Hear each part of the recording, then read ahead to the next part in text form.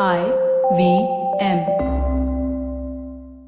Hey everybody, welcome to another amazing week on the IVM Podcast Network. If you aren't following us on social media, please do. We're IVM Podcast on Twitter, Facebook, and Instagram. We'd like to thank our sponsors this week, Paytm Money, for supporting the network. Guys, you should definitely check out some of the content that we're doing recently, which is somewhat COVID-related. Pawan's been doing an awesome job on the Prateek Podcast. All Thing Policy has also got a tremendous number of really, really great episodes about what's going on and the impact. We talk about this stuff on Cyrus Says, especially in the Cock and Bull episode. On Advertising Instead, Varun's had a couple of episodes where he's spoken about the impact of this, as is Karthik on the Filter Coffee podcast. And across the network, definitely do check it out. I'm sure you'll enjoy yourself. And with that, let's get you to your show. Welcome to All Things Policy, a daily podcast by the Takshashila Institution. We are a bunch of policy nerds based in Bengaluru, and we like bringing fresh perspectives to Indian affairs and Indian perspectives to global affairs. So grab a cup of coffee, sit back, and join us for today's chat. Hello and welcome to All Things Policy. At the Takshashila Institution, we've been tracking developments around COVID-19 very closely. One of the strands that we've been looking at is geopolitics. Today we look at West Asia, and I have with me Aditya, Ramanathan, and Anirudh Kanisetti, who have been tracking this space pretty closely. Welcome, guys. Thanks, Prateek, and thank you for hosting. Happy to do that. Okay, so for our listeners first, right? Let's set some context. So tell us at a bird's eye view, or in corporate speak, 30,000 feet level, what's really happening in West Asia? Are there any broad trends that we're seeing in terms of how countries are responding? Is there something that's unique to the region? Sure. If you flew 30,000 feet over West Asia, it would look pretty much the same. You'd see the fires and plumes from the oil wells, and you'd see the deserts and the oases, and you'd see the river valleys. But if you go in a little closer, I think that what's happened is the two biggest non-Arab countries, which are Turkey and Iran, have actually been the worst affected countries. Both have something like 100,000 officially confirmed cases. Let's take those figures too seriously. The figures are probably much higher. Testing is fairly limited in all of these countries. These countries have not just suffered from the infection, they've actually also been sources of the infection. For instance, in Iran, it supposedly started with a couple of people in the holy city of Qom. Probably one of them at least came from Wuhan. And what's happened since then is that the virus has spread across borders and also into Pakistan and Afghanistan, similarly with Turkey. So you have these two countries which are really grappling with some of the worst of the crisis, though they may have already seen a peak in rate of infections. Then you have countries where there has been a lot of trouble, Iraq and Syria in particular, where you see not just the effects of limited state capacity. You also see these militias and non-state actors really taking the initiative, providing health services and so on. Then, you come to the Arabian Peninsula, the Gulf. These are the oil-rich countries. All of these countries have pretty decent state capacity and basically have a lot of money. The big exception, of course, being Yemen. Yemen is still at war, basically, but the war is kind of frozen at this moment because there is some sort of understanding that you have to deal with this pandemic first. What's happened there, of course, is that we simply don't know how many infections there are, though the UNHCR did indicate that they believed the infection had already spread quite widely in Yemen. The other big fault line, of course, in the Middle East is between Saudi Arabia and Qatar, and that's not going to heal anytime soon. But you see that these countries have, despite their differences, they're focused on controlling. The spread of the disease. They've imposed quarantines. They've stopped foreign visitors. They're testing. They're doing contact tracing. So these are actually some of the countries that are handling it the best in West Asia. So really, overall, it's a mixed bag. Yeah. So Israel is also an interesting case of a West Asian response. I think one thing, Aditya, it's a very good summary, but one thing that really stood out to me while I was studying this was just how deeply domestic politics seems to affect the response. Not just in terms of when lockdowns are announced to flatten the curve, but also in terms of what specifically is being done. Now, in Israel, we actually saw a little bit of, it seemed almost like a godsend for the Israeli Prime Minister, Benjamin Netanyahu. It came just at the time when a corruption trial was was kicking off. Very soon after that, we saw the Israeli parliament granting exceptional permissions to the Shin Bet security agency for widespread tracking of Israeli citizens' phones in order to ensure social distancing was being followed. We even saw a little bit of aggression on the border with Palestine. There were a lot of reports coming out about how the Israeli soldiers were not letting testing kits and so on through. But interestingly enough, that seems to have kind of resolved itself. So Hamas has actually allowed Palestinian doctors to go into Israel for special training to deal with COVID and come back. And one thing also, Aditya, so you mentioned that Iraq and Syria was struggling, but I think it's also important to remember that West Asia has seen massive movements of refugees over the last few years. A lot of countries in West Asia have very large refugee camps. Jordan and Lebanon both have large refugee camps of both Syrians and Palestinians. And these people are among the most vulnerable populations in the world to the spread of the disease for multiple reasons, partly because their host countries are going through an economic crisis, don't really have very robust healthcare systems, partly due to the pathetic conditions that they actually live in. A lot of refugee camps, for example, don't even have running water. And as you guys know, washing hands is extremely important to kind of checking the spread of the disease.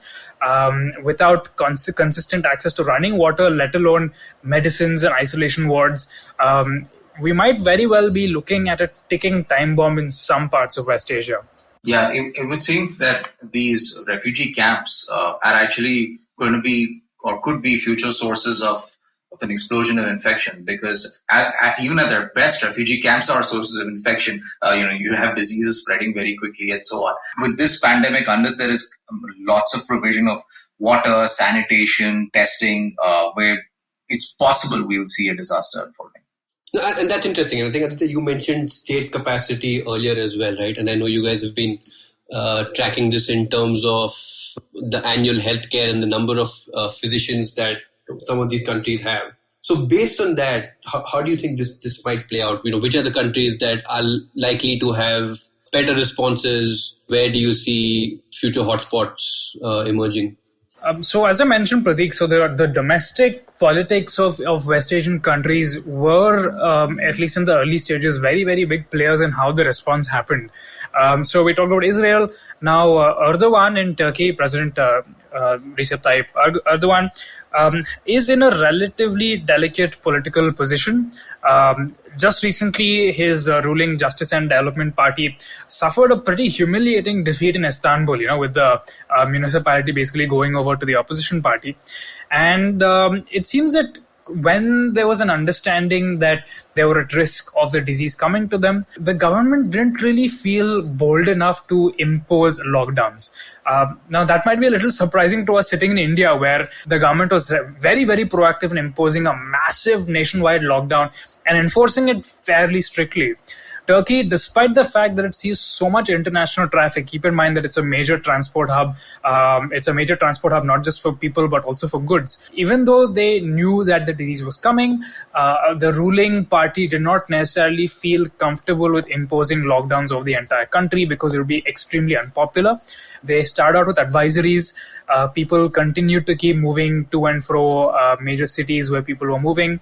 And what we began to see was when doctors began to warn that this was a disastrous policy, that you needed to have lockdowns imposed, that numbers were being fudged, they were actually basically prosecuted, forced to apologize. And we're basically seeing the consequence of that now. We're seeing a massive, massive explosion in the number of cases. Turkey, as Aditya mentioned, has over 100,000 cases. There's no reason to really believe in the accuracy of those numbers.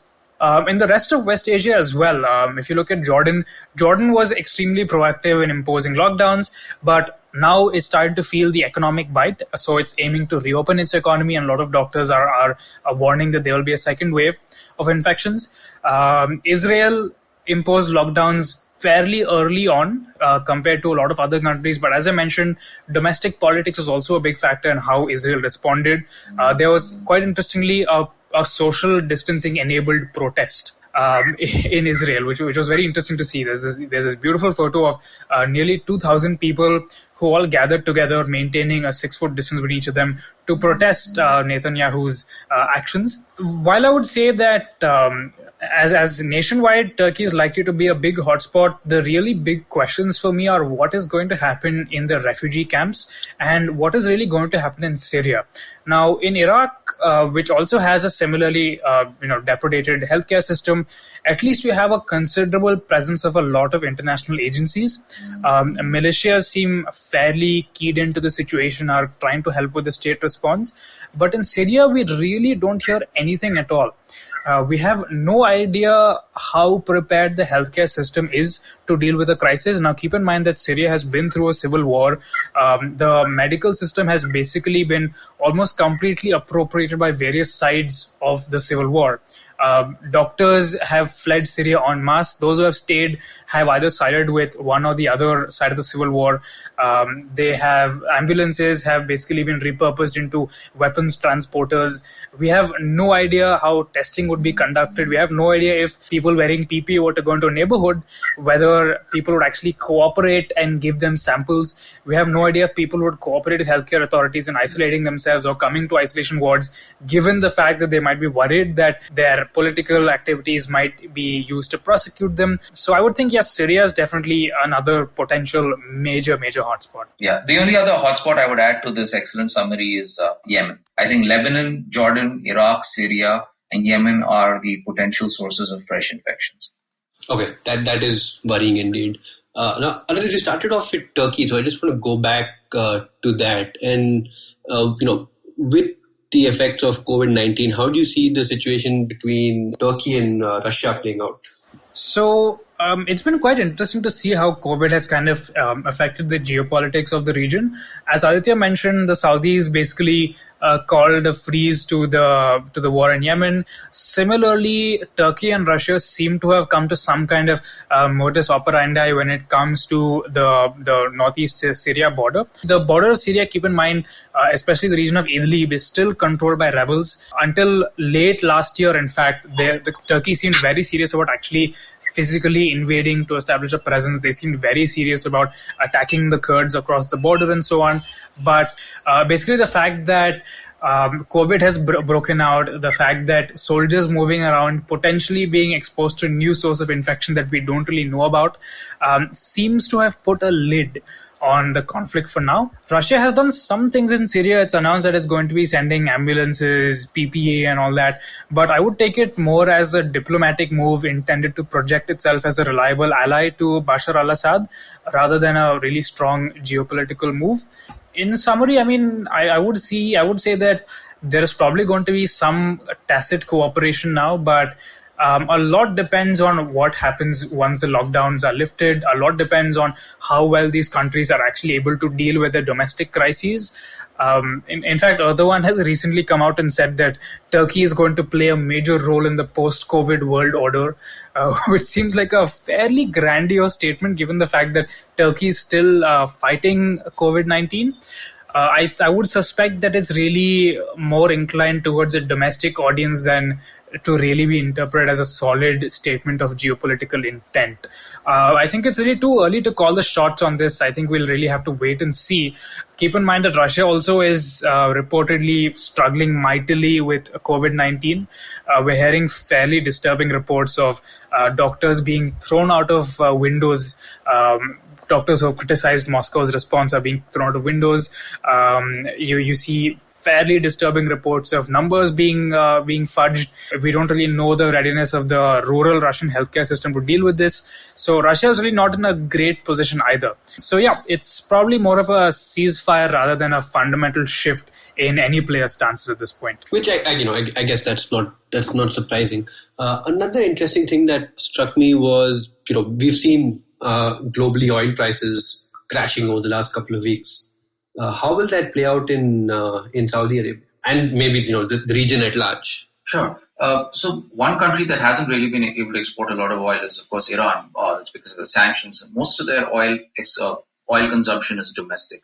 So that's going to continue. But on the other hand, you have Saudis, Qatar, which mostly exports natural gas, Kuwait, Bahrain, all of these countries, UAE, are heavily dependent on oil exports.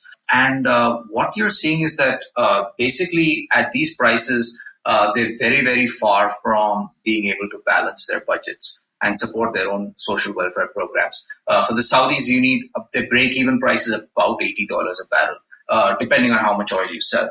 Now, obviously, it's cheap for them to get that oil out of the ground, so they can still make a little money off that. But you need to find customers, you need to have storage space. We saw this problem arising in the last couple of weeks.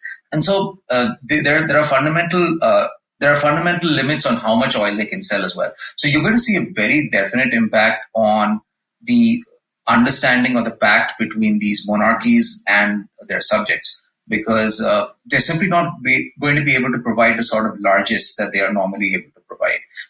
People will probably not lose their jobs, but a lot of the sort of additional payments that people get, the free healthcare, all these things there might be some strains on these things. And so how that plays out domestically is something we have absolutely no idea about right now, because we haven't heard much really from people in, say, Kuwait or Bahrain or Saudi Arabia. The Saudis have been very clever, for instance, in co-opting the religious elites, in imposing restrictions, for instance, on prayer. They're very quick to do this, unlike, say, Iran.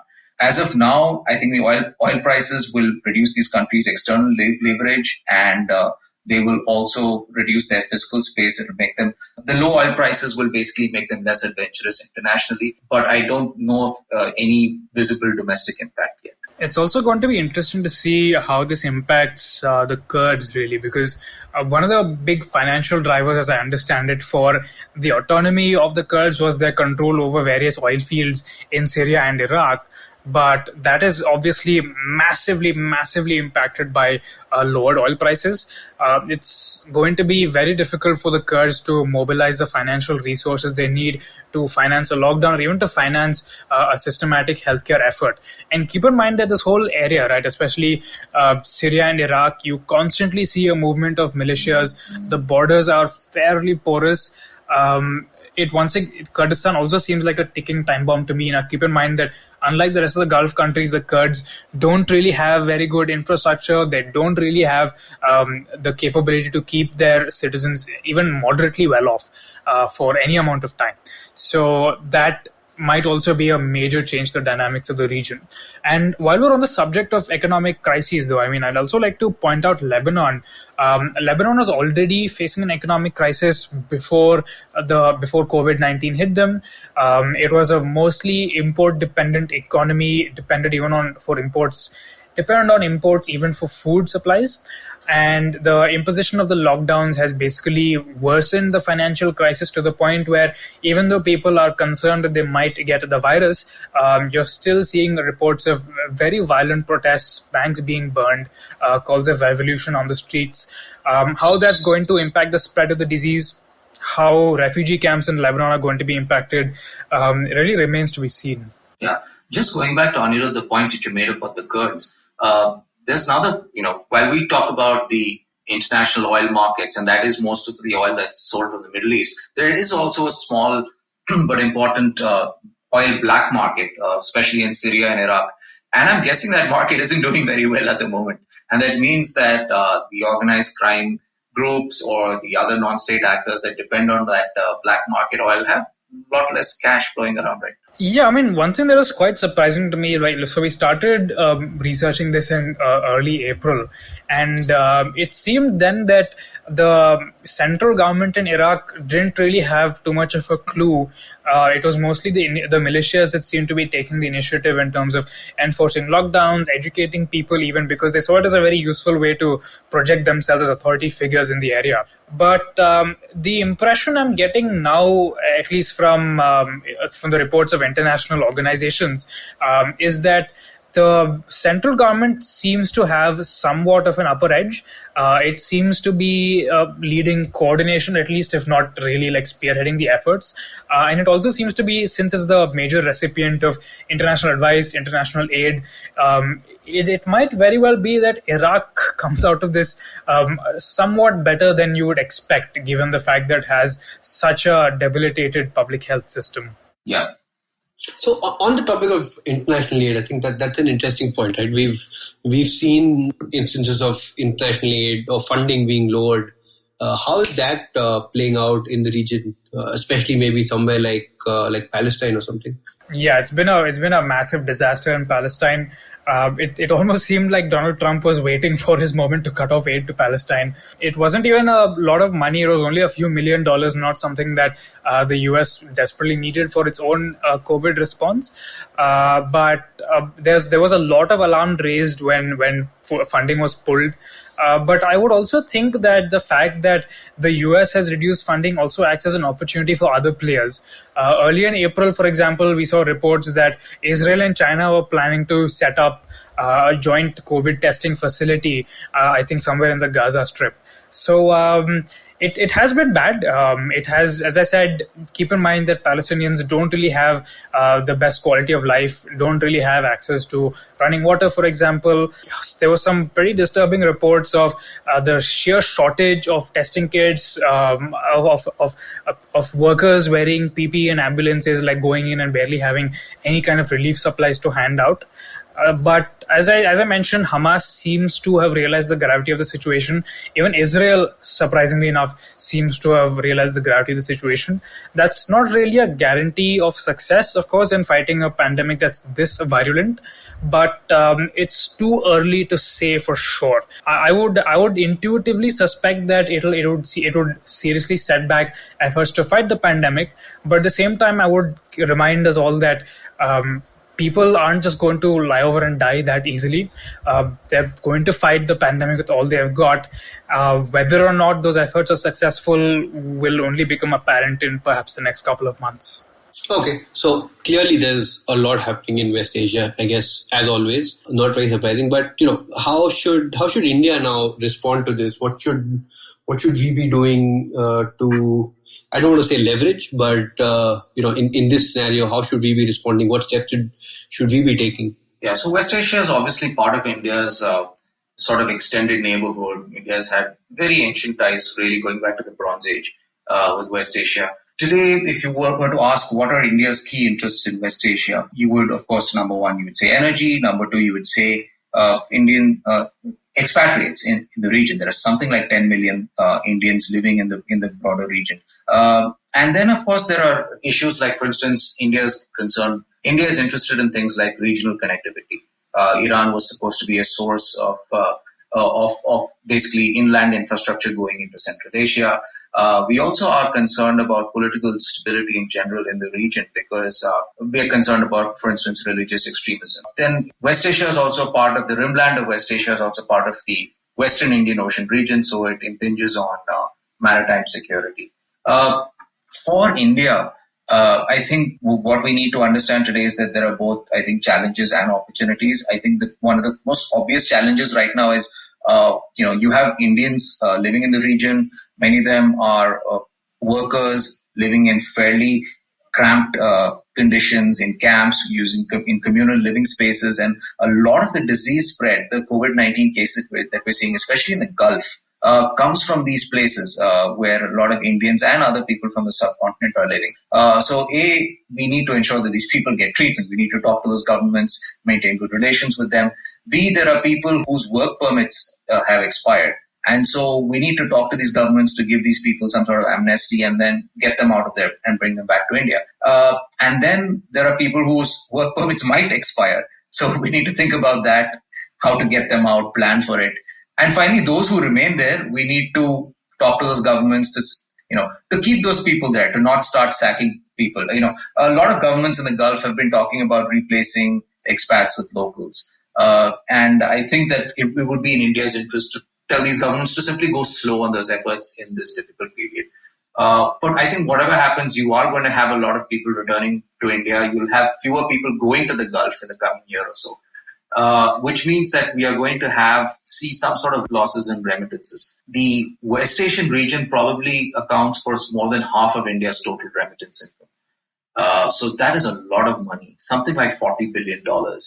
And, as fiscally, we need to prepare for that. In terms of opportunities, I think obviously, like you said, Prateek, there's oil. The very fact that oil prices are low means that it's less strain on us, and we should really negotiate aggressively with these countries to get oil, to secure contracts at attractive rates. And, if oil prices start rebounding, which is possible, we should start having conversations with these countries about the so-called Asian premium, which is basically an extra bump on the price that they add to per barrel of oil. And this would not be a very unreasonable request, because the reason that Saudi Arabia themselves, for example, say that they don't impose this on Western Europe or North America is because they consider those countries to be allied in some respects. Now, India is very much part of Saudi Arabia's new geopolitical environment. India is very much part of India is very much one of those 10 key countries that the Saudis identify, for instance, as strategic partners for their Vision 2030. So I think that India is in a good position to talk about reducing that Asian premium. So I think that is one key opportunity. The other is simply the fact that India is a major player in pharmaceutical manufacture, vaccine development, vaccine manufacture. And we need to leverage the strength of ours, not just to provide for ourselves, but also to provide assistance to countries in this region. Now, India has already been providing hydrochloroquine, for example, to countries ranging from UAE to Jordan. But if tomorrow, say, an antiviral drug or maybe some new antibody treatment is approved, India needs to start thinking about not just manufacturing that for itself, but also for these other countries.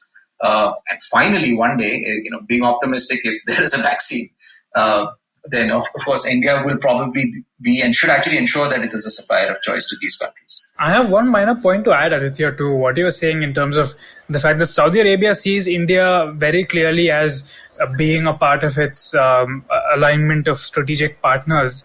I think it's really time for India to take a call on whom to side with in the Iran-Saudi rivalry that's playing out in West Asia.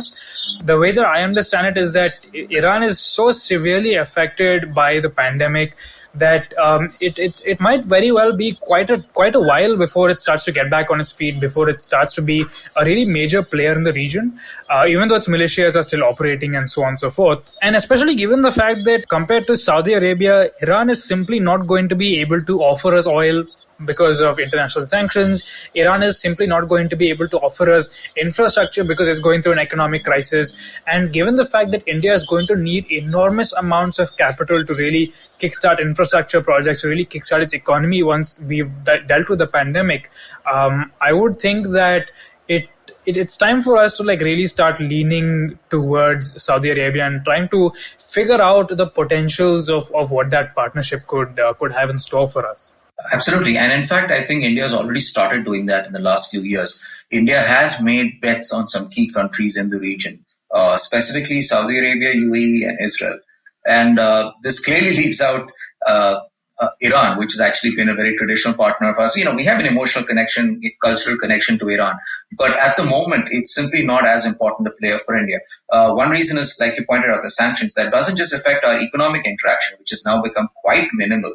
It's also, for example, the fact that look at Oman, for example, which is another important Indian partner. India can have a refueling, restocking agreement with Oman at the port of Duqm.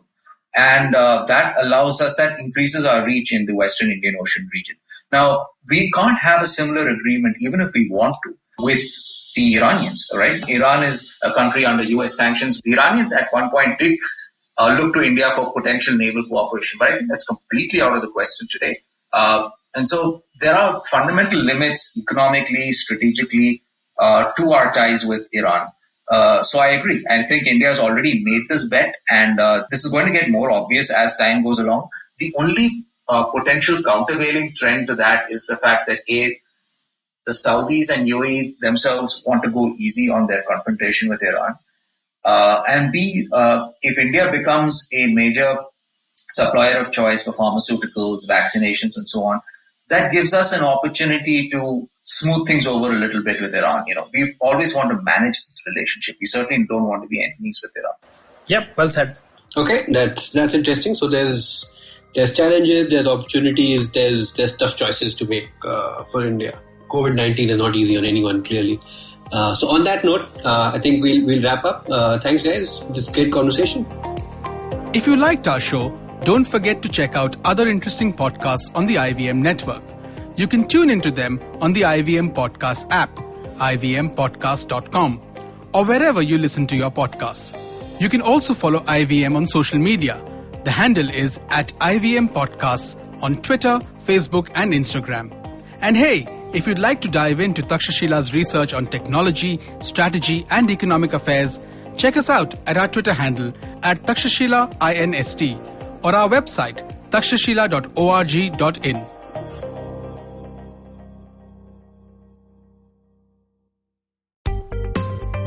Hi, my name is Anupam Gupta. I'm B50 on Twitter. I am the host of Paisa Vaisa, the show that talks money.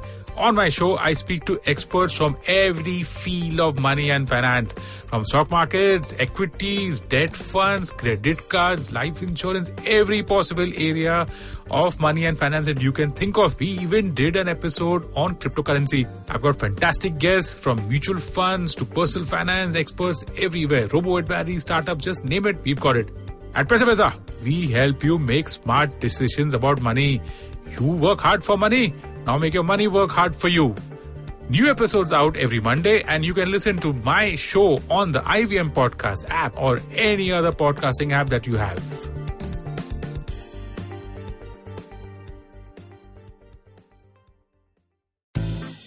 Do you wish you were smarter? Well, so do we. But the next best thing? We could make you sound smarter. And to help you with this endeavor, we are Simplified, a podcast that attempts to break down the complex world around you with a little knowledge, a lot of poor jokes, and a ton of random trivia. Episodes out every Monday on the IVM Podcast app or wherever you get your podcasts. See ya!